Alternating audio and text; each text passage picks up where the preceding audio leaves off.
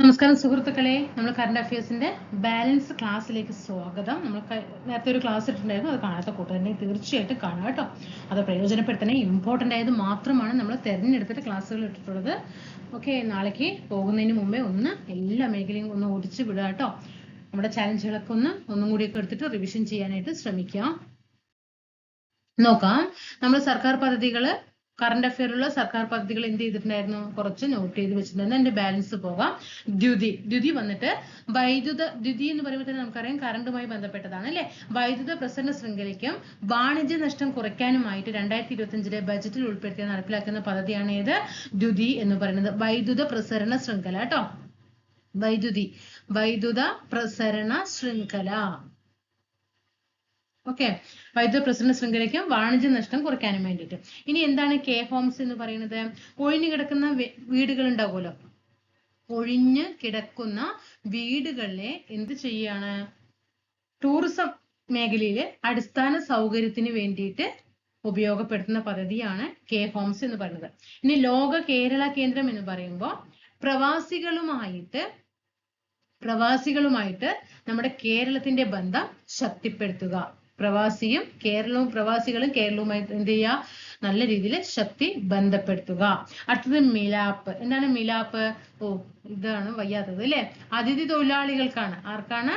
അതിഥി തൊഴിലാളികൾക്ക് എന്താണ്, സുരക്ഷാ ബോധവൽക്കരണം നൽകുക എന്ന ലക്ഷ്യത്തോടെ തയ്യാറാക്കിയ പദ്ധതിയാണ് മിലാപ്പ്. അതിഥി തൊഴിലാളികളുടെ സുരക്ഷയ്ക്ക് വേണ്ടിയിട്ടാണ് മിലാപ്പ് പദ്ധതി.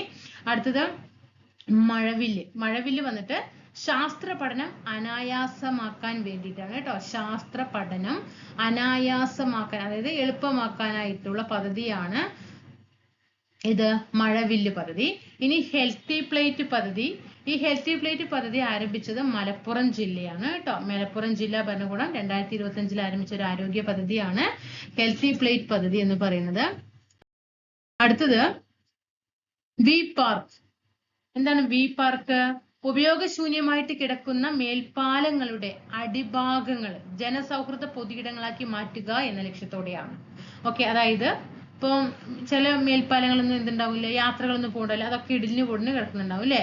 അതിന്റെ അടിഭാഗങ്ങള് ജനസൗഹൃദ പൊതു ഇടങ്ങളാക്കി മാറ്റുക എന്നതാണ് കേട്ടോ. മേൽപ്പാലങ്ങളുടെ അടിഭാഗങ്ങൾ, ഇടിഞ്ഞു പൊളിഞ്ഞു കിടക്കുന്ന മേൽപ്പാലങ്ങളുടെ അടിഭാഗങ്ങൾ വൃത്തിയാക്കിയിട്ട് അത് ജനസൗഹൃദ പൊതുയിടങ്ങളാക്കി മാറ്റുക. ഇനി മനസ്സോടെ കൊല്ലം. നമുക്കറിയാം ഏറ്റവും കൂടുതൽ ആത്മഹത്യാ നിരക്കൊക്കെ കൂടുന്നത് കൊല്ലം ജില്ലയിലാണ് അല്ലെ. അപ്പോ ആത്മഹത്യാ നിരക്ക് കുറയ്ക്കുക എന്ന ലക്ഷ്യത്തോടു കൂടിയിട്ടാണ് കേട്ടോ. ആത്മഹത്യാ നിരക്ക് കുറയ്ക്കുക എന്ന ലക്ഷ്യത്തോടെ കൊല്ലം ജില്ലാ ആരോഗ്യ വകുപ്പ് കൊണ്ടുവന്ന പദ്ധതിയാണ് മനസ്സോടെ കൊല്ലം. അടുത്തത് കുളിർമ നമ്മുടെ കേരളത്തിലെ കെട്ടിടങ്ങളുടെ അകത്തെ താപനിലയും ഊർജ ഉപഭോഗവും കുറയ്ക്കുന്നതിനായിട്ട് രൂപകൽപ്പന ചെയ്ത പദ്ധതിയാണ് കുളിർമ പറയുമ്പോൾ തന്നെ ഒരു തണുപ്പാണ് അല്ലെ. കെട്ടിടങ്ങളുടെ അകത്തെ താപനില, കെട്ടിടങ്ങളുടെ അകത്ത് എന്താണ്, വലിയ വലിയ ബിൽഡിങ്ങുകളൊക്കെ ആകുമ്പോൾ ഉള്ളിൽ നല്ല ചൂടുണ്ടാവും അല്ലെ. ആ താപനിലയും അതുപോലെ തന്നെ ഊർജത്തിന്റെ ഉപഭോഗം അല്ലെ, വൈദ്യുതി അനാവശ്യമായിട്ട് ഉപയോഗിക്കുന്നതൊക്കെ ഊർജ ഉപഭോഗം കുറയ്ക്കുക എന്ന ലക്ഷ്യത്തിന് രൂപകൽപ്പന ചെയ്ത പദ്ധതിയാണ് കുളിർമ. അടുത്തത് ദീപ്തി. കാഴ്ച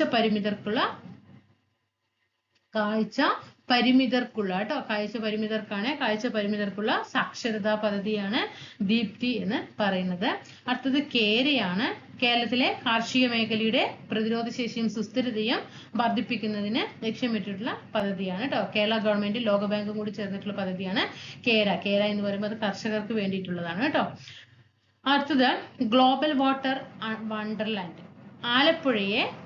ആലപ്പുഴ ജില്ലയെ ലോകോത്തര നിലവാരമുള്ള ഒരു വിനോദസഞ്ചാര കേന്ദ്രമാക്കി മാറ്റാനുള്ള പദ്ധതിയാണ് ഗ്ലോബൽ വാട്ടർ വണ്ടർലാൻഡ്.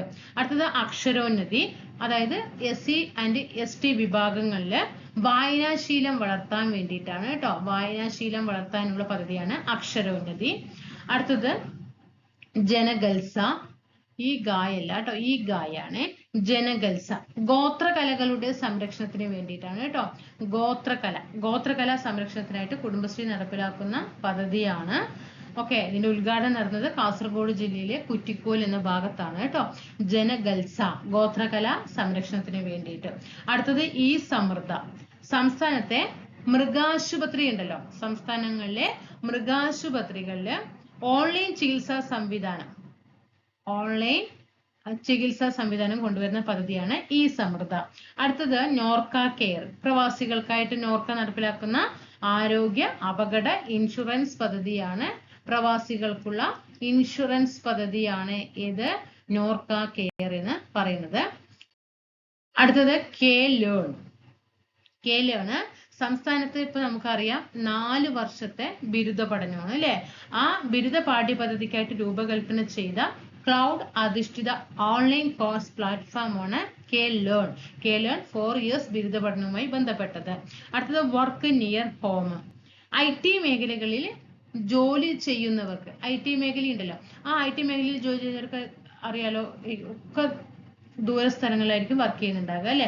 ആ ജോലി ചെയ്യുന്നവർക്ക് വീടിനടുത്ത് തൊഴിലെടുക്കാൻ സൗകര്യമൊരുക്കുന്ന പദ്ധതിയാണ് വർക്ക് നിയർ ഹോം ട്ടോ. Work near home. ഈ വർക്ക് നിയർ ഹോം പദ്ധതി ആദ്യമായിട്ട് ആരംഭിച്ചത് കൊട്ടാരക്കരയിലാണ് ട്ടോ. എവിടെയാണ്? കൊട്ടാരക്കര. എവിടെയാണ്? കൊട്ടാരക്കര. അടുത്തത് happy long life. Happy long life പദ്ധതി KSRTC ബസ്സുകളില് ക്യാൻസർ രോഗികൾക്ക് എന്താണ് ഫ്രീ യാത്ര അല്ലെ, സൗജന്യ യാത്രാ പദ്ധതിയാണ് ഹാപ്പി ലോങ് ലൈഫ്. അടുത്തത് ഈസി കിച്ചൺ. അടുക്കളകൾ നവീകരിക്കാൻ വേണ്ടിയിട്ട് തദ്ദേശ സ്ഥാപനങ്ങളിൽ നിന്ന് സഹായമായിട്ട് ലഭിക്കുന്നു. ഓക്കെ, ഈസി കിച്ചൺ പദ്ധതി നമ്മുടെ അടുക്കളകളൊക്കെ നവീകരിക്കാൻ വേണ്ടിയിട്ട്, കിച്ചൺ എന്ന് പറയുമ്പോൾ തന്നെ കണക്കാക്കുക, അടുക്കള നവീകരിക്കാൻ. അടുത്തത് തൊഴിൽ തീരമാണ്. തീരം എന്ന് പറയുമ്പോൾ തീരപ്രദേശങ്ങളിലെ പഠിക്കാത്തവരൊക്കെ ഉണ്ടാകുമല്ലോ, ആ അഭ്യസ്തരായ തൊഴിലന്വേഷകർക്ക് വേണ്ടിയിട്ടാണ് കേട്ടോ. തൊഴിലന്വേഷകർക്ക് വേണ്ടിയിട്ടുള്ളതാണ് തൊഴിൽ തീരം. അടുത്തത് നിർണയ. എന്താണ് നിർണയ? സംസ്ഥാനത്തിലുടനീളമുള്ള എല്ലാ ഗവൺമെന്റ് ലാബോറട്ടറികളും ഉണ്ടല്ലോ, എല്ലാ ഗവൺമെന്റ് ലാബോറട്ടറികളെയും പരസ്പരം ബന്ധിപ്പിക്കുന്ന ശൃംഖലയാണ് നിർണയ. അടുത്തത് സ്വാന്തനമിത്ര. അതായത് നമുക്ക് ഇപ്പൊ ഓരോ രോഗികൾക്ക് എന്തായിരിക്കും, മുഴുവൻ പരിചരണവും വേണമല്ലോ, അവർക്കൊന്നും ചെയ്യാൻ കഴിയാത്തൊരവസ്ഥയായിരിക്കും. അപ്പൊ അങ്ങനെ പൂർണ്ണമായ പരിചരണം ആവശ്യമുള്ള രോഗികൾക്ക് സഹായം നൽകാൻ പൂർണ്ണ സമയ പരിചരണം, മുഴുവൻ സമയവും അവരെ പരിചരിക്കേണ്ട ഒരു അവസ്ഥ വരികയാണെങ്കിൽ അങ്ങനെ അവർക്കുള്ള സഹായം നൽകുന്ന കുടുംബശ്രീയുടെ പദ്ധതിയാണ് സ്വാന്തന മിത്ര. അടുത്തത് നെയിം എന്ന് പറയുമ്പോൾ NAME എന്നിട്ട് തന്നെ പഠിക്കുക കേട്ടോ. നെയിം എന്ന് പറയുമ്പോൾ അതിന്റെ full form N Norka, A assisted, M mobilised employment കേട്ടോ. Norka assistant and mobilised employment എന്നാണ് നെയിമിന്റെ ഫുൾ ഫോം. അതായത് ഈ പ്രവാസികൾ തിരിച്ചു വരും അല്ലെ, വിദേശത്തുള്ള പ്രവാസികളൊക്കെ തിരിച്ചു വന്ന്, അതായത് പ്രവാസി വരുമ്പോ എല്ലാ പ്രവാസികളാണല്ലോ, എല്ലാ മലയാളികൾ അല്ലെ, തിരിച്ചു വരുന്ന പ്രവാസി മലയാളികൾക്കുള്ള തദ്ദേശീയ സംരംഭങ്ങൾ, തൊഴിലവസരങ്ങൾ നൽകുന്നതിനായിട്ട് നോർക്ക വഴി കേരള സർക്കാർ ആരംഭിച്ച പദ്ധതിയാണ് നെയിം. തിരിച്ചു വരുന്ന പ്രവാസി മലയാളികൾക്ക് തദ്ദേശീയ സംരംഭങ്ങളിൽ തൊഴിലവസരങ്ങൾ നൽകുന്ന പദ്ധതിയാണ് നെയിം. അടുത്തത് ഭൂസമൃദ്ധി. തരിശു നിലങ്ങളെ ഏറ്റെടുത്തിട്ട് എന്ത് ചെയ്യുക? കൃഷി ഇറക്കുക. തരിശു നിലം ഏറ്റെടുത്തിട്ട് കൃഷി ഇറക്കുന്ന പദ്ധതിയാണ് കുടുംബശ്രീയുടെ പദ്ധതിയാണ് ഭൂസമൃദ്ധി പദ്ധതി. ഭൂ പറയുമ്പോൾ ഭൂമി സമൃദ്ധിയാക്കുക. അടുത്ത കേട്ടിക്ക്. ഈ Kudumbashree tribal enterprises and innovation centre ആണ് കേട്ടിക്കിന്റെ ഫുൾ ഫോം. അടുത്തത് അതില് എന്താണ്, അത് ഈ മറ്റേ ST വിഭാഗങ്ങളുണ്ടല്ലോ, ആ ST വിഭാഗത്തിന്റെ സംരംഭക സ്വപ്നങ്ങൾ, ST വിഭാഗത്തിന് അവർക്ക് ഓരോ വ്യവസായങ്ങളൊക്കെ തുടങ്ങാനൊക്കെ ആഗ്രഹമുണ്ടാവും അല്ലെ, അവരുടെ സംരംഭക സ്വപ്നങ്ങൾ പ്രാവർത്തികമാക്കാനാണ് കേട്ടിക്ക് പദ്ധതി. അടുത്തത് റെയിൽ മൈത്രി പദ്ധതി. റെയിലാണ് അല്ലെ, അത് തന്നെ അറിയാം. കേരള റെയിൽവേ പോലീസ് യാത്രക്കാരുടെ സുരക്ഷയ്ക്കായിട്ട് പോൾ ആപ്പ് നടപ്പിലാക്കുന്ന ജനമൈത്രി പദ്ധതി. റെയിൽവേ പോലീസ് ഉണ്ടല്ലോ, അവര് ജനങ്ങൾക്ക് വേണ്ടിയിട്ട് നടപ്പിലാക്കുന്ന പദ്ധതിയാണ്. അടുത്തത് രക്ഷാകവചമാണ്. കേരളത്തിലെ സ്വകാര്യ മേഖലയിൽ ജോലി ചെയ്യുന്ന ഒരുപാട് പേരുണ്ട്. എല്ലാവർക്കും ഗവൺമെന്റ് സർവീസ് ആണോ? അല്ല, സ്വകാര്യ മേഖലയിൽ ജോലി ചെയ്യുന്ന ഒരുപാട് പേരുണ്ട് അല്ലെ. അവർക്ക് സംസ്ഥാന സർക്കാർ ആവിഷ്കരിച്ച ഒരു ധനസഹായ പദ്ധതിയാണ് രക്ഷാകവചം എന്ന് പറയുന്നത് കേട്ടോ. രക്ഷാകവചം. ഇതൊക്കെ കഴിഞ്ഞ ഗവൺമെന്റിന്റെ പദ്ധതികളാണ് കേട്ടോ. കഴിഞ്ഞ ഗവൺമെന്റിന്റെ പദ്ധതികളാണ് ഇത്രയും നേരം പറഞ്ഞുകൊണ്ടിരിക്കുന്നത്. അടുത്തത് സുരക്ഷാമിത്ര. സുരക്ഷാമിത്ര നമ്മൾ വീടുകളിലും അതുപോലെ തന്നെ സ്കൂളുകളിലും, വീട് സ്കൂള്, ആ സ്കൂളുകളിലും കുട്ടികൾ നേരിടുന്ന അതിക്രമങ്ങൾ ഒഴിവാക്കാൻ കൊണ്ടുവന്ന പദ്ധതിയാണ് സുരക്ഷാമിത്ര. വീടുകളിലും സ്കൂളുകളിലും കുട്ടികൾ നേരിടുന്ന അതിക്രമങ്ങൾ ഒഴിവാക്കാനുള്ള പദ്ധതിയാണ് ഇത് സുരക്ഷാമിത്ര. അടുത്തത് സഹമിത്ര. സഹമിത്ര ഒരു മൊബൈൽ ആപ്ലിക്കേഷൻ ആണ്. ഭിന്നശേഷിക്കാരായ കുട്ടികളുടെ പരിചരണത്തിനാണ്. ഭിന്നശേഷി കേട്ടോ, ഭിന്നശേഷി കുട്ടികളുടെ പരിചരണത്തിന് വേണ്ടിയിട്ടാണ്. അതുപോലെ രക്ഷിതാക്കൾക്ക്, അതായത് ഭിന്നശേഷിക്കാരായ കുട്ടികളെ പരിചരിക്കുക എന്ന് പറയുമ്പോൾ അവരുടെ പാരന്റ്സിന് വളരെയധികം ബുദ്ധിമുട്ടാണ് അല്ലെ. അപ്പൊ അങ്ങനെ ഭിന്നശേഷിക്കാരായ കുട്ടികളെ സംരക്ഷിക്കുന്ന മാതാപിതാക്കൾക്ക്, രക്ഷിതാക്കൾക്ക് അല്ലെ സഹായകമാകാനുള്ള പദ്ധതിയാണ് സഹമിത്ര എന്ന് പറയുന്നത്. അടുത്തത് കിഡ്സ് ഗ്ലോ ആണ്. കിഡ്സ് ഗ്ലോ വന്നിട്ട് ഇന്റർനെറ്റ് ആസക്തിയിൽ നിന്നും വിദ്യാർത്ഥികളെ മോചിപ്പിക്കാൻ. കിഡ്സ് ഗ്ലോ നമുക്കറിയാം, ഇപ്പൊ ഇന്റർനെറ്റ് കുട്ടികൾ ഒരുപാട് യൂസ് ചെയ്യുന്നുണ്ട്, അടിമപ്പെടുകയാണ് അല്ലെ. അതിൽ നിന്ന് മോചിതമാക്കാനാണ് ഇത് കിഡ്സ് ഗ്ലോ എന്ന് പറയുന്നത്. അടുത്തത് വാത്സല്യമാണ്. 14 വയസ്സിന് താഴെ കേട്ടോ, 14 വയസ്സിന് താഴെയുള്ള കുട്ടികൾക്ക് പീഡിയാട്രിക് റോബോട്ടിക് ശസ്ത്രക്രിയകൾ നൽകുന്നതിനുള്ള പദ്ധതി. 14 വയസ്സിന് താഴെയുള്ള കുട്ടികൾക്ക് പീഡിയാട്രിക് റോബോട്ടിക് ശസ്ത്രക്രിയ നൽകുന്നതിനുള്ള പദ്ധതി. അടുത്തത് സംയോജിത പുനരധിവാസ ഗ്രാമം. എന്താണ്? ഓട്ടിസം ബാധിച്ച കുട്ടികൾക്ക് കേട്ടോ, ഓട്ടിസം ബാധിച്ച കുട്ടികളുടെ കുടുംബാംഗങ്ങൾക്ക് ഒരുമിച്ച് താമസിക്കാൻ വേണ്ടിയിട്ടുള്ള പദ്ധതിയാണ് സംയോജിത പുനരധിവാസ പദ്ധതി. അടുത്തത് സ്നേഹം പദ്ധതി മാനസിക സമ്മർദ്ദം കുറയ്ക്കുന്നതിനും കളി സമയം ഉറപ്പാക്കുന്നതിനും ലക്ഷ്യമിട്ടിട്ട് സ്കൂളുകളിലും നാട്ടിലും ഒക്കെ കളി ഗ്രൂപ്പുകൾ സൃഷ്ടിക്കുക വഴി പഠനത്തോടൊപ്പം ശാരീരികവും മാനസികവുമായ, അതായത് കുട്ടികളും വീടുകളിലും ഒക്കെ എല്ലാവരും കൂടി ചേർന്നിട്ട് ഒരു കളിക്കളങ്ങൾ സൃഷ്ടിക്കുക, അതാണ് സ്നേഹം പദ്ധതി. ഇനി അടുത്തത് മലയാളശ്രീയാണ്. സംസ്ഥാനത്തെ ഓറിയന്റൽ സ്കൂളുകളിലെ വിദ്യാർത്ഥികൾക്ക് മാതൃഭാഷ, മലയാളശ്രീ എന്ന് പറയുമ്പോൾ മാതൃഭാഷാ പഠനമാണ് കേട്ടോ. ആർക്ക്? ഓറിയന്റൽ സ്കൂളുകളിലെ വിദ്യാർത്ഥികൾക്ക് മാതൃഭാഷാ പഠനം. അക്ഷരം ആരോഗ്യം, അതായത് ഈ അക്ഷരമാണ് അല്ലെ, വായന എന്ന് പറയുമ്പോൾ വളരെയധികം നല്ലൊരു കാര്യമാണ്. നമ്മുടെ ഗവൺമെന്റിലും അതുപോലെ തന്നെ എയ്ഡഡ് സ്കൂളുകളിലെ വിദ്യാർത്ഥികൾക്ക്, അതായത് 1 മുതൽ 12 വരെയുള്ള കുട്ടികൾക്ക് ശാരീരികവും മാനസികവുമായ ക്ഷേമം നിരീക്ഷിക്കുന്നതിനായിട്ട് കേരള ഗവൺമെന്റ് കൊണ്ടുവന്ന പദ്ധതിയാണ് അക്ഷരം ആരോഗ്യം. L1 എന്താണ്?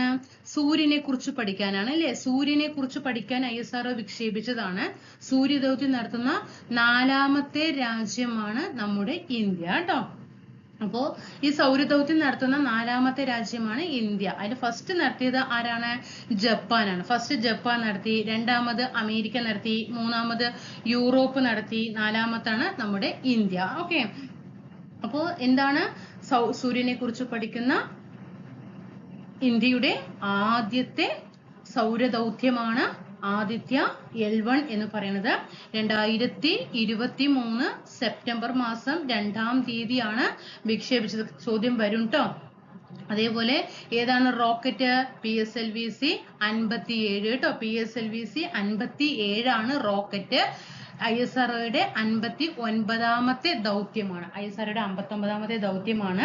ആദ്യത്തെ L1 വിക്ഷേപിച്ചത് PSLV-C 57 എന്ന റോക്കറ്റ് ഉപയോഗിച്ചിട്ടാണ്. എവിടെ നിന്ന് തന്നെയാണ്? ശ്രീഹരിക്കോട്ടയിലെ സതീഷ് ധവാൻ സ്പേസ് സെന്ററിൽ നിന്ന് തന്നെയാണ് വിക്ഷേപണം നടത്തിയത്. അതിന്റെ പ്രൊജക്ട് ഡയറക്ടർ ആരെ എന്ന് ചോദിച്ചാൽ, പ്രൊജക്ട് ഡയറക്ടർ ആരാണ്? നിഗർ ഷാജിയാണ്. ആരാണ്? നിഗർ ഷാജിയാണ് പ്രൊജക്ട് ഡയറക്ടർ. എന്നാൽ മിഷൻ ഡയറക്ടർ ആരെ എന്ന് ചോദിച്ചാൽ SR ബിജു ആണ് കേട്ടോ. SR ബിജു ആണ്. അദ്ദേഹം മലയാളിയാണ്. ബിജു മലയാളിയാണ് കേട്ടോ. നിഗർ ഷാജിയും അതുപോലെ തന്നെ ബിജു. അതുപോലെ തന്നെ അതിന്റെ പ്രിൻസിപ്പൽ സയന്റിസ്റ്റ് ആരെ എന്ന് ചോദിച്ചാൽ പ്രിൻസിപ്പൽ സയന്റിസ്റ്റ് ആരെ ചോദിച്ചാൽ ശങ്കര സുബ്രഹ്മണ്യനാണ്. ശങ്കര സുബ്രഹ്മണ്യൻ. ഓക്കെ, ഇത്രയും കാര്യങ്ങൾ ആദ്യത്തെ L1നെ കുറിച്ചിട്ട് പഠിച്ചു വെക്കാം.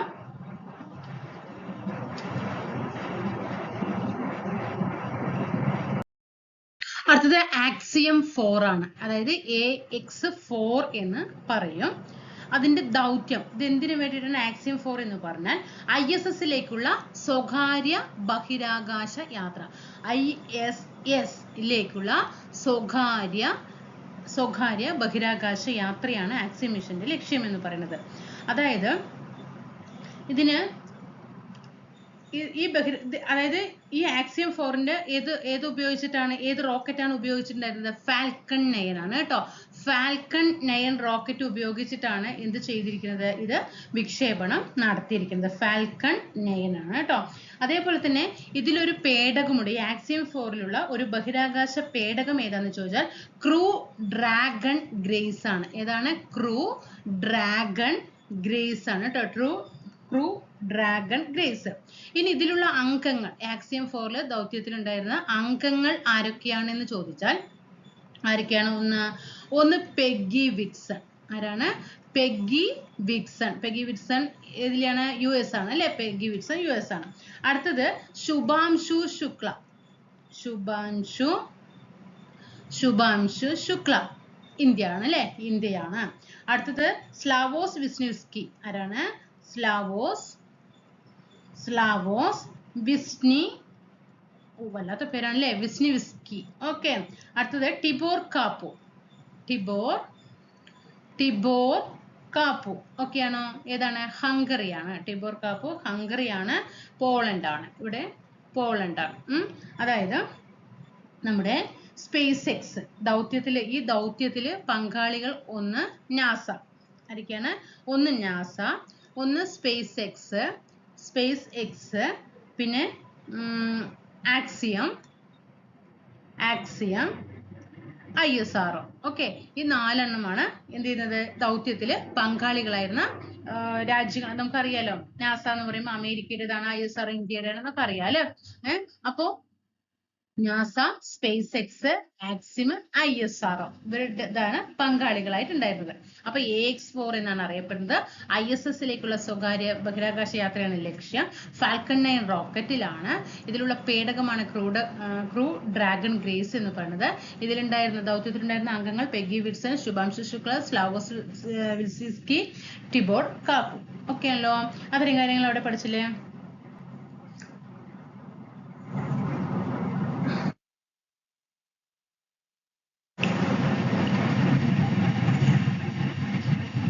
ഈ ശുഭാംശു ശുക്ലയെ കുറിച്ചിട്ട് ഒരു പോയിന്റ് ഒന്ന് നോട്ട് ചെയ്ത് വെക്കണേ. അന്താരാഷ്ട്ര ബഹിരാകാശ നിലയത്തിലെത്തുന്ന ആദ്യത്തെ ഇന്ത്യക്കാരനാണ് കേട്ടോ. അന്താരാഷ്ട്ര ബഹിരാകാശ നിലയത്തിലെത്തുന്ന ആദ്യത്തെ ഇന്ത്യക്കാരനാണ് ആര്? ശുഭാംശു ശുക്ല. അദ്ദേഹം ഏതാണ് സംസ്ഥാനം? UP ആണ് കേട്ടോ. ഉത്തർപ്രദേശ് ലക്നൗ സ്വദേശിയാണ്. ആ ആക്സിയം ദൗത്യത്തിന് വേണ്ടിയിട്ട് ISRO ആ ക്രൂവിലുണ്ടായിരുന്ന മലയാളി ആരാണ്? പ്രശാന്ത് ബാലകൃഷ്ണൻ നായർ. ഓർമ്മയുണ്ടോ നിങ്ങൾക്ക്? പ്രശാന്ത് ബാലകൃഷ്ണൻ നായർ മലയാളിയാണ്. നെന്മാറ സ്വദേശിനിയാണ് പ്രശാന്ത് ബാലകൃഷ്ണൻ ട്ടോ. ആക്സിയം ദൗത്യത്തിന് വേണ്ടി ISROയുടെ ബാക്കപ്പ് ക്രൂവിൽ ഉണ്ടായിരുന്ന മലയാളിയാണ് പ്രശാന്ത് ബാലകൃഷ്ണൻ നായർ, പാലക്കാട് സ്വദേശി.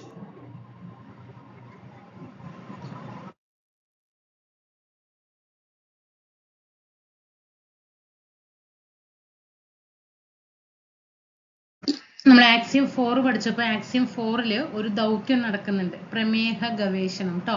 പ്രമേഹത്തിനെതിരെ അതായത് അതിനുള്ള ഒരു ഗവേഷണം അതിൽ നടക്കുന്നുണ്ട്. ആ പ്രമേഹ ഗവേഷണത്തിന്റെ പേരാണ് സ്വീറ്റ് റൈഡ് കേട്ടോ. Sweet ride. ഓക്കെ. അടുത്ത് നമുക്ക് സ്പേഡെക്സ് നോക്കാം. സ്പേഡെക്സ് വിക്ഷേപിച്ചത് 2024 ഡിസംബർ മാസം 30-ാം തീയതിയാണ്. ഏതാണ് വാഹനം? PSLV-C 60 ആണ് കേട്ടോ. ഏതാണ് റോക്കറ്റ്? PSLV-C 60. എവിടെ നിന്ന് തന്നെയാണ്? ശ്രീഹരിക്കോട്ടയിൽ നിന്ന് തന്നെയാണ് കേട്ടോ. ശ്രീഹരിക്കോട്ടയിൽ നിന്ന് തന്നെയാണ് വിക്ഷേപിച്ചത്.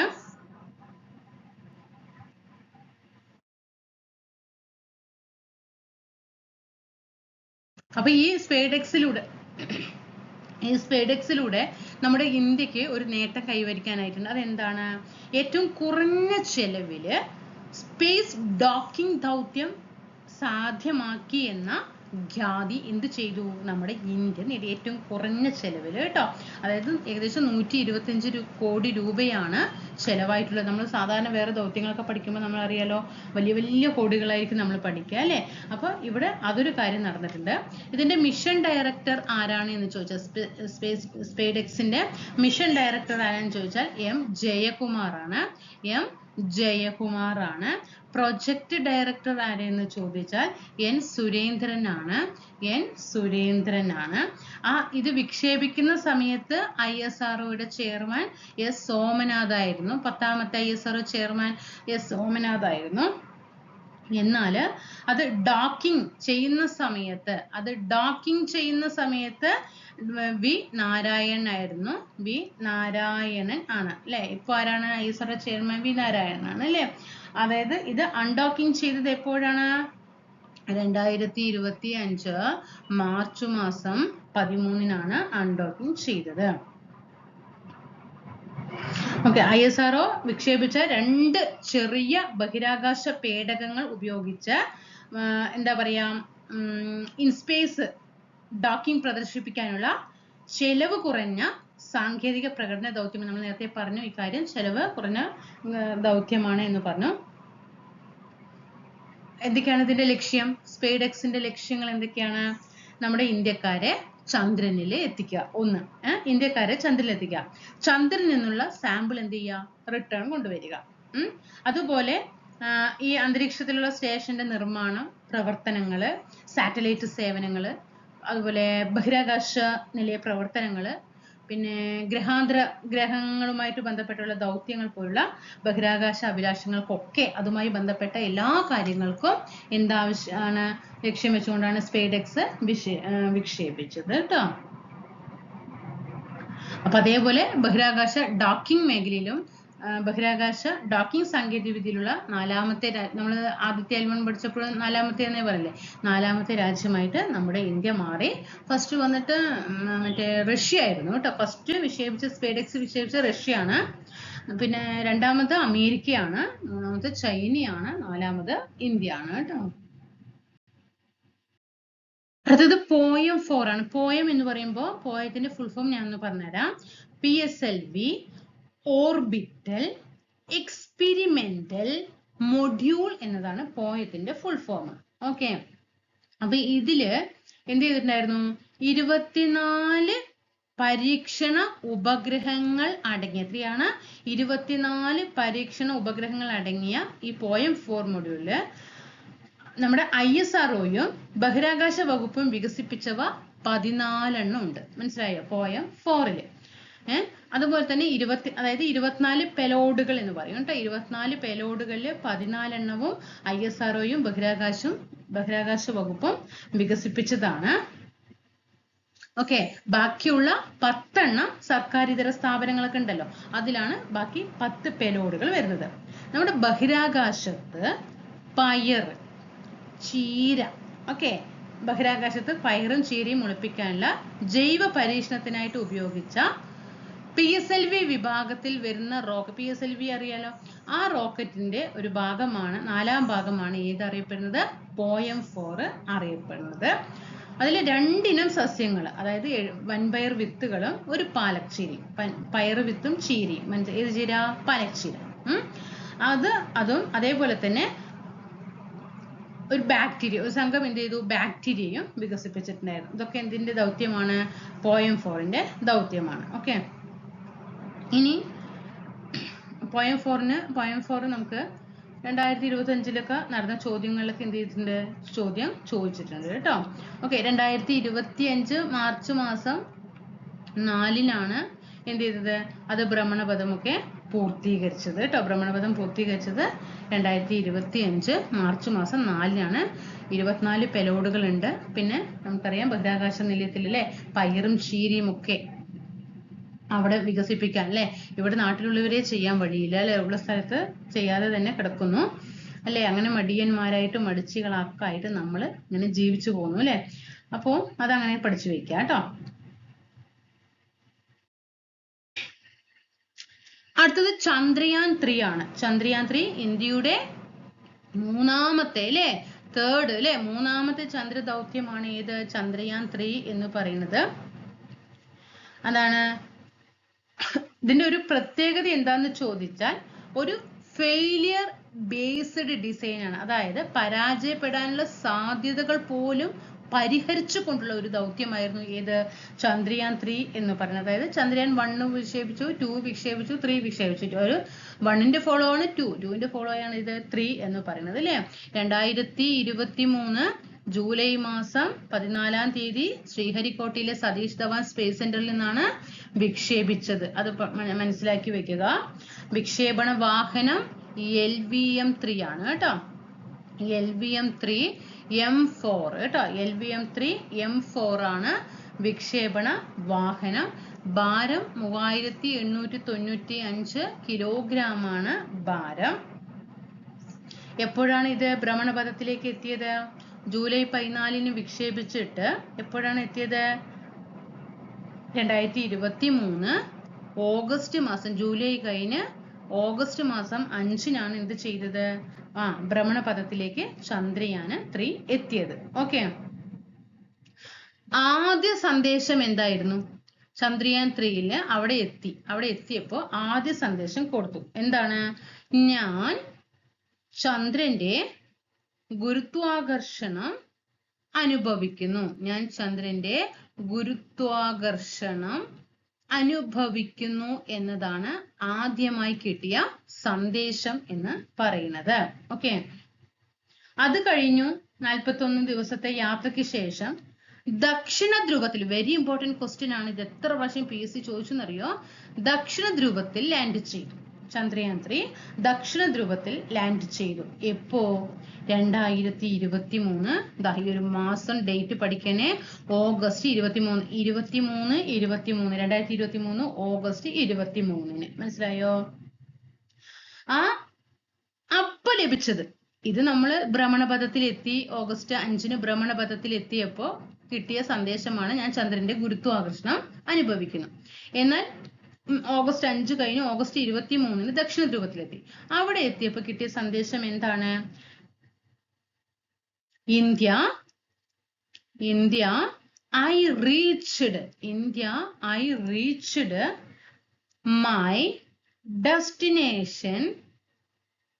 my destination and you too.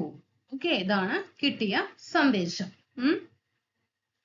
അതേപോലെ തന്നെ നമ്മൾ നേരത്തെ പറഞ്ഞ പോലെ തന്നെ ആദിത്യയും പോയും പറഞ്ഞ പോലെ തന്നെയാണ് ചന്ദ്രനില് സോഫ്റ്റ് ലാൻഡിംഗ് നടത്തുന്ന 4ാമത്തെ രാജ്യമാണ് ഇന്ത്യ.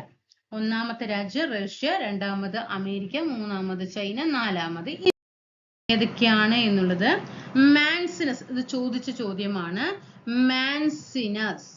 മാൻസിനസ് സി, അതുപോലെ സിംപൊലിസസ്. ഈ ചന്ദ്രനിലുള്ള ഗർത്തങ്ങളുടെ പേരാണ് മാൻസിനസും സിംപൊലിസസ് എന്നിവയ്ക്കിടയിലുള്ള സമതലത്തിലാണ് ചന്ദ്രയാൻ 3 സോഫ്റ്റ് ലാൻഡ് ചെയ്തത്. ചന്ദ്രയാൻ 3 സോഫ്റ്റ് ലാൻഡ് ചെയ്ത സ്ഥലമാണ്. ആ ചന്ദ്രനിലെ ഗർത്തങ്ങളാണ് ഏത്? മാൻസിനസിന്റെയും സിംപൊലിസസിന്റെയും ഇടയില്. ആ ലാൻഡ് ചെയ്ത സ്ഥലം അറിയപ്പെടുന്ന പേരാണ് ശിവശക്തി പോയിന്റ്. ആരാണ് ഈ പേര് നിർദ്ദേശിച്ചത്?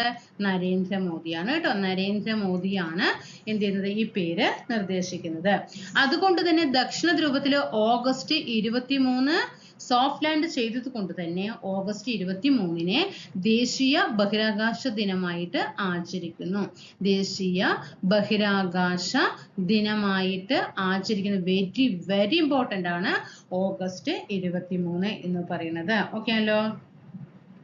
ഇനി ഈ സോഫ്റ്റ് ലാൻഡ് ചെയ്യുന്നതിന് തൊട്ട് മുമ്പ് ഒരു 15 മിനിറ്റിന് മുമ്പ് അന്നത്തെ ISROയുടെ ചെയർമാൻ ആയിരുന്ന സോമനാഥൻ വിശേഷിപ്പിച്ചത് 15 മിനിറ്റ് ടു ടെറർ എന്നാണ് ആര് വിശേഷിപ്പിച്ച അന്നത്തെ ISRO ചെയർമാൻ വിക്ഷേപിച്ചത്. ഓക്കെ. അതേപോലെ എന്തായിരുന്നു ഈ ചന്ദ്രയാൻ 3 വിക്ഷേപിക്കാനുള്ള കാരണം? എന്താണ്? ചന്ദ്രന്റെ ഉപരിതലത്തില് സുരക്ഷിതമായിട്ട് ഒന്ന് എന്ത് ചെയ്യുക, സോഫ്റ്റ് ലാൻഡിങ് സാധ്യമാക്കുക ഒന്ന്. അതേപോലെ തന്നെ ചന്ദ്രനിൽ ദൗത്യമുണ്ടെന്ന ലാൻഡറും റോവറൊക്കെ ഉണ്ട് അല്ലേ, ആ റോവർ ചന്ദ്രനിൽ കറങ്ങുന്നത് കാണിക്കുക. അതുപോലെ തന്നെ ആ സ്ഥലത്ത് ശാസ്ത്രീയ പരീക്ഷണങ്ങൾ നടത്തുക. ഇതൊക്കെയായിരുന്നു അതിന്റെ ലക്ഷ്യം എന്ന് പറയുന്നത്. ആ ചന്ദ്രയാൻ 3യുടെ ലാൻഡർ ഏതാണ് എന്നും റോവർ ഏതാണ് എന്നും പഠിക്കുക. ലാൻഡർ ഏതാണ്?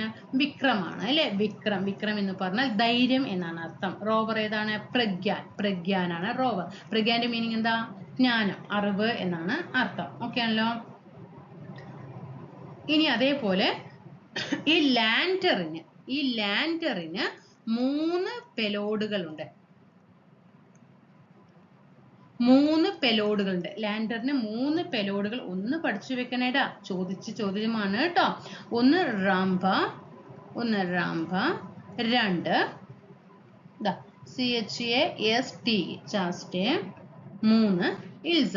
ഓക്കെ, 3 എണ്ണമാണ് കേട്ടോ. ലാൻഡറിന്റെ 3 പെലോഡുകളാണ്. ഒന്ന് റാംപ എന്ന് പറഞ്ഞിട്ട് ചന്ദ്രന്റെ ഉപരിതലത്തിലുള്ള പ്ലാസ്മ സാന്ദ്രത മനസ്സിലാക്കാൻ. ചാസ്റ്റേ മറ്റേ ചന്ദ്രന്റെ ഉപരിതലത്തിലുള്ള രാസവസ്തുക്കൾ സംബന്ധിച്ചുള്ള വിശദീകരണത്തിന്. ഇൽസ എന്താണ്? അതായത് അവിടെയുള്ള ചന്ദ്രനിൽ ഇറങ്ങുന്ന സമയത്ത് അവിടെയുള്ള പ്രകമ്പനങ്ങൾ അളക്കാൻ വേണ്ടിയിട്ടാണ് ഇൽസ. ഓക്കെ ആണല്ലോ. ഇനി ഈ റോവറിന് 2 പെലോഡാണ്. റോവറിന് 2, ലാൻഡറിന് 3. ഓക്കെ, ഈ 2 പെലോഡുകളിൽ ഒന്നാണ് APXS, അതായത് ആൽഫ പാർട്ടിക്കിൾ എക്സ്റേ സ്പെക്ട്രോമീറ്റർ. പിന്നെ 2 ഷേപ്പ്. ഓക്കെ, 2 ഷേപ്പാണ്. ഈ APXS പറയുന്നത് എന്താ? അതായത് നമ്മുടെ ചന്ദ്രനിലാണല്ലോ ഇറങ്ങുന്നത്. ആ ചന്ദ്രന്റെ ഉപരിതലത്തിനെ കുറിച്ച് കൂടുതൽ മനസ്സിലാക്കിയിട്ട് അവിടുത്തെ രാസഘടനയും അതുപോലെ തന്നെ ധാതുഘടനയും മനസ്സിലാക്കാനാണ്. ഇനി ഷേപ്പ് എന്തിനായിരുന്നു?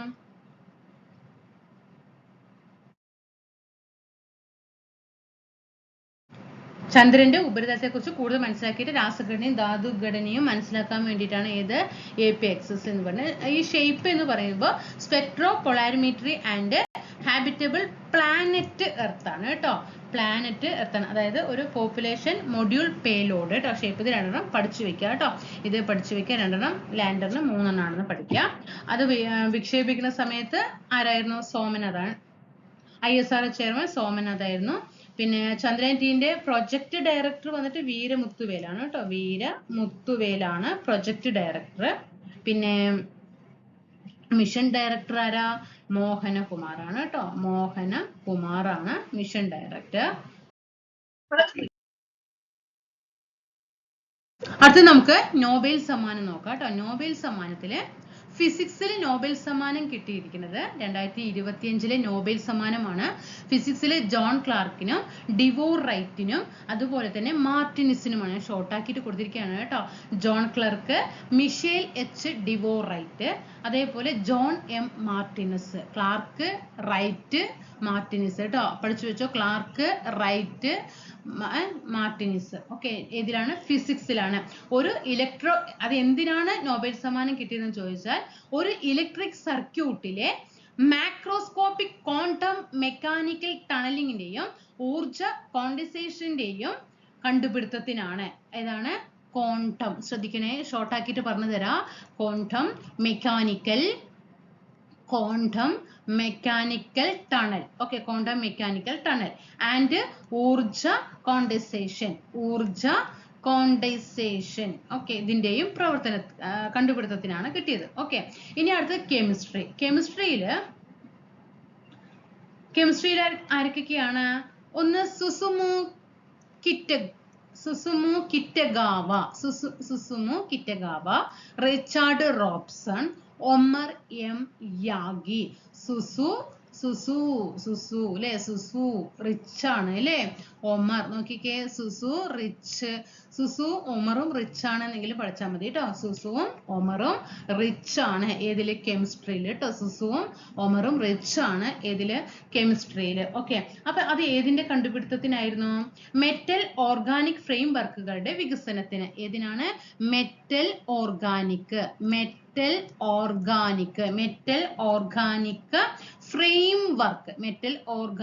ഫ്രെയിം വർക്കിന്റെ കണ്ടുപിടുത്തത്തിനാണ്. അടുത്തത് വൈദ്യശാസ്ത്രമാണ് കേട്ടോ. വൈദ്യശാസ്ത്രത്തിന് ബ്രോങ്കോ, അതായത് മേരി ഇ ബ്രോങ്കോ എന്നാണ്, മേരി ട്ടോ, മേരി ഇ ബ്രോങ്കോയ്ക്കും അതുപോലെ തന്നെ ഷിമോൺ സഖാഗുച്ചിക്കും, ഷിമോൺ സഖാഗുച്ചിക്കും അതുപോലെ തന്നെ ഫ്രെഡറിക്, ഒന്നും കൂടി പേരുണ്ട്, ഫ്രെഡറിക് റാംസ്ഡെൽ, റാംസ്ഡെൽ കേട്ടോ. വൈദ്യശാസ്ത്രത്തില് Mary Brunkow, Shimon Sakaguchi, Frederick റാംസ്ഡെല്ലിനാണ് വൈദ്യശാസ്ത്രത്തിലെ നോബൽ സമ്മാനം കിട്ടിയത്. പെരിഫറൽ ഇമ്മ്യൂണോ,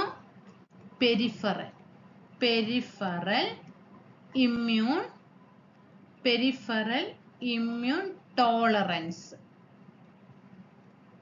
പെരിഫറൽ ഇമ്മ്യൂൺ ടോളറൻസിനെ കുറിച്ചിട്ടുള്ള കണ്ടുപിടുത്തങ്ങൾക്കാണ് അവർക്ക് പുരസ്കാരം വൈദ്യശാസ്ത്രത്തിൽ ലഭിച്ചത്.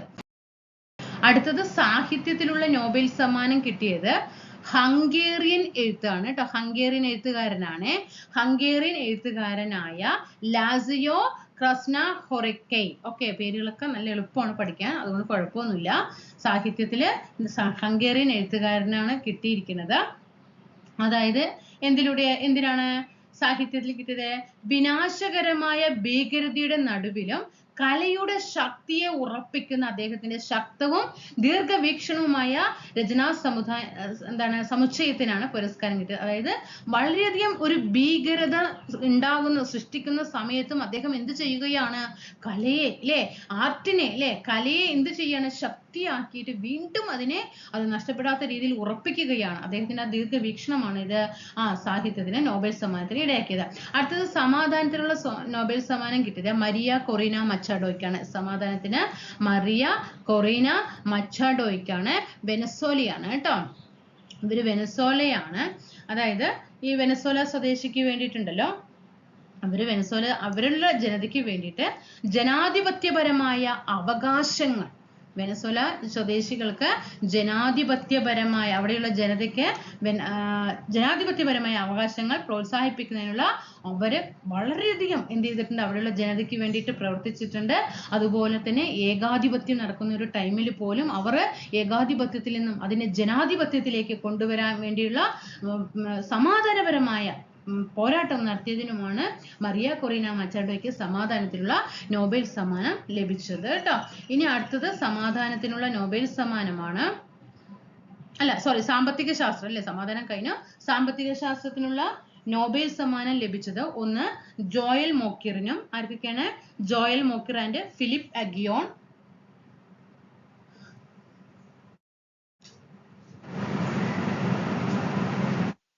Joel Mokyr and Philippe Aghion and Peter Howitt, 3 പേർക്കാണ്. Joel Mokyr and Philippe Aghion and Peter Howitt, ഈ 3 പേർക്കാണ് കിട്ടിയത്. എന്തിനായിരുന്നു? അതായത് സാങ്കേതിക പുരോഗതിയിലൂടെ സുസ്ഥിര വളർച്ചയ്ക്ക് ആവശ്യമായ മുൻ വ്യവസ്ഥകൾ തിരിച്ചറിഞ്ഞതിനാണ് ജോയൽ മോക്കിറിന് പുരസ്കാരം ലഭിച്ചത്. സാങ്കേതിക പുരോഗതിയിലൂടെ സുസ്ഥിര വളർച്ച കേട്ടോ, സാങ്കേതിക പുരോഗതിയിലൂടെ സുസ്ഥിര വളർച്ച. എന്നാൽ ഫിലിപ്പ് അഗിയോണിന് പുരസ്കാരം കിട്ടിയതും, ഫിലിപ്പ് അഗിയോണും പീറ്റർ ഹൗവിറ്റിനും പുരസ്കാരം കിട്ടിയത് ക്രിയാത്മകമായ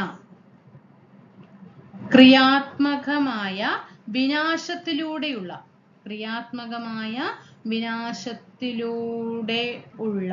സുസ്ഥിര വളർച്ചയുടെ സിദ്ധാന്തത്തിന്. ഇവിടെ സാങ്കേതിക പുരോഗതിയിലൂടെയുള്ള സുസ്ഥിരമായ വളർച്ചയ്ക്ക്, ഇവിടെ ക്രിയാത്മകമായ വിനാശത്തിലൂടെയുള്ള സുസ്ഥിര വളർച്ചയുടെ സിദ്ധാന്തത്തിനുമാണ് പുരസ്കാരം ലഭിച്ചത്. Okay, Joel Mokyr and Philippe Aghion and Peter Howitt. Okay ആണോ? അടുത്തത് സരസ്വതി സമ്മാൻ പുരസ്കാരം നമുക്ക് നോക്കാം. പ്രഭാവർമ്മയ്ക്കാണ് കേട്ടോ. സരസ്വതി സമ്മാൻ പുരസ്കാരം ആർക്കാണ് കിട്ടിയിരിക്കുന്നത്? പ്രഭാവർമ്മയ്ക്കാണ്. പ്രഭാവർമ്മ, സരസ്വതി സമ്മാൻ പുരസ്കാരം പ്രഭാവർമ്മ 2023 കേട്ടോ. 2023 പ്രഭാവർമ്മയ്ക്ക് കിട്ടിയത്. 2024 കിട്ടിയിരിക്കുന്നത് മഹാമഹോപാധ്യായ സാധു ഭദ്രേഷ് ദാസ്. ചെറിയ പേരാണ്, അതുകൊണ്ട് വേഗം കിട്ടും. മഹാമഹോപാധ്യായ സാധു ഈശ്വരാ, ഭദ്രേഷ് ദാസിനാണ് 2024 സരസ്വതി സമ്മാൻ പുരസ്കാരം കിട്ടിയിരിക്കുന്നത്. അത് വ്യാസ സമ്മാൻ സൂര്യബാലയ്ക്കാണ് 2024 വ്യാസ സമ്മാൻ സൂര്യബാല. JCB സാഹിത്യ പുരസ്കാരം 2024 ഉപമന്യു ചാറ്റർജിക്കാണ് കേട്ടോ. 2024 ഉപമന്യു ചാറ്റർജിക്കാണ് JCB പുരസ്കാരം ലഭിച്ചത്. ഏത് നോവലിനാണ് പുരസ്കാരം കിട്ടിയതെന്ന് ചോദിച്ചാൽ ഒന്ന് ശ്രദ്ധിക്കണേ. Lorenzo searches for the meaning of life. എന്താണ്? Lorenzo search for the meaning of life എന്ന നോവലിനാണ് പുരസ്കാരം കിട്ടിയിരിക്കുന്നത്. അടുത്ത കേന്ദ്ര സാഹിത്യ അക്കാദമി പുരസ്കാരം 2025 യുവസാഹിത്യ പുരസ്കാരം കിട്ടിയിരിക്കുന്നത്. കേന്ദ്ര സാഹിത്യ അക്കാദമിയുടെ